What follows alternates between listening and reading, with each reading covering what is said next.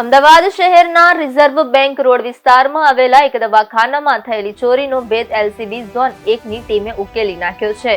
પોલીસે ચોરીને અંજામ આપનાર મુખ્ય આરોપી રાજકુમાર શર્મા અને તેના સાથીદાર બ્રિજ કિશોરની ધરપકડ કરી છે. ચોરીની સમગ્ર ઘટના સીસીટીવી કેમેરામાં કેદ થઈ હતી. આરોપી રાજકુમાર શર્માએ ચોરી કરવા માટે અનોખી મોડસ ઓપરેન્ડી અપનાવી હતી. તે દર્દી બનીને હોસ્પિટલ પહોંચ્યો હતો અને કમરમાં દુખાવો થતો હોવાનું કહીને ડોક્ટરને બતાવવાનું નાટક કર્યું. ડોક્ટર અને તેમની પત્નીનું ધ્યાન ચૂકવવા માટે તેણે ડોક્ટરે પહેરેલી ઘડિયાળ સારી છે તેમ કહી બંનેને વાતોમાં ઉલઝાવી રાખ્યા અને દવાખાનામાંથી 50,000ની રોકડ રકમની ચોરી કરી લીધી.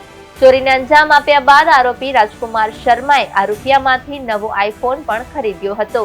એલસીબી ઝોન 1ની ટીમે બંને આરોપીઓની ધરપકડ કરી તેમની પાસેથી મોબાઈલ ફોન, ગાડી અને રોકડ રકમ કબજે કરી છે.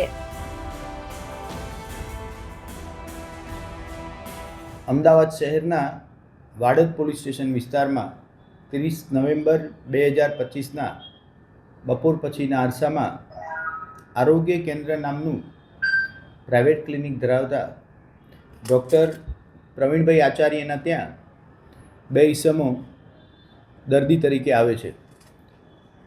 ડૉક્ટર પ્રવીણભાઈને વાતોમાં ઉલઝાવી આમાંનો એક ઈસમ ડૉક્ટરની પાછળની બાજુની ચેર પસાર કરી અને 5 લાખ રૂપિયા રોકડા એમના ડ્રોવરમાં મૂકેલા લઈ જાય છે.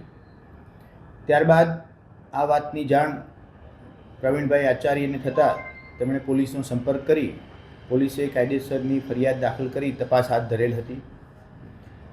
ક્લિનિકની અંદરના કેમેરા જોતા ફેસ આઈડેન્ટિફાઈ કરવાનો પ્રયત્ન કરવામાં આવ્યો. ટેકનિકલ અને હ્યુમન રિસોર્સિસની મદદથી ગુનો શોધી કાઢવા માટે મહેનત કરવામાં આવી રહી હતી. એ અરસામાં ઝોન 1ની એલસીબીની ટીમને એવી માહિતી મળી કે આ જે સીસીટીવી કેમેરામાં બંને ઈસમો દેખાય છે એવા ભળતા ચહેરાવાળા બે વ્યક્તિઓ સાબરમતી રિવરફ્રન્ટ વેસ્ટ ઉપર ઊભેલા છે. બાતમી વેરીફાઈ કરી બંને ઈસમોની પૂછપરછ કરવામાં આવી.